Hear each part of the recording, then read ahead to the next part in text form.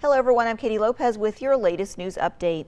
Several Acadiana parishes are calling for voluntary evacuations for residents of low-lying areas.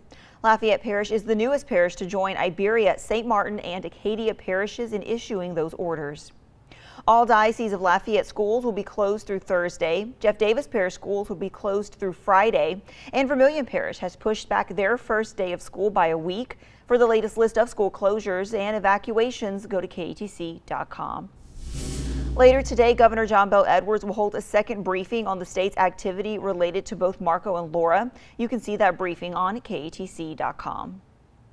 Well, today was the first day of school in Evangeline Parish. Superintendent Doran Lazard says that while they're now preparing for a hurricane, they're also prepared for COVID-19, saying if they get a positive case in a class, that entire class will be required to quarantine as a precaution. If we have a class and we have one person who tests positive, then in that particular classroom, anyone who may have come in contact with that person for 15 minutes or more and for less than 6 feet of spacing, then those would be considered to be a positive contact. If we have 2 or more persons that are in that particular classroom, then we probably would have the entire class to quarantine. In national news, later today, the Republican National Convention will be kicking off in Charlotte, North Carolina.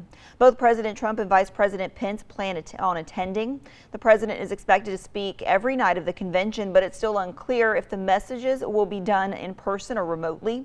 President Trump will formally accept the nomination at the White House on Thursday.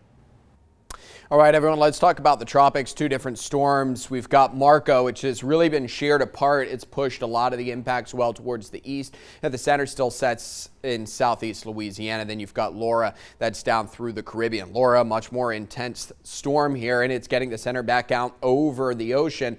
Over the next 24 hours, we're going to see Laura intensify as it gets out into the central Gulf of Mexico. Marco, probably the more immediate storm, but the one with the smaller amount of impacts. This is still expected to graze across the coastline. We may get a windy day coming up for Tuesday, but significant impacts with Laura are on the way for later this week. You can read more at KATC.com.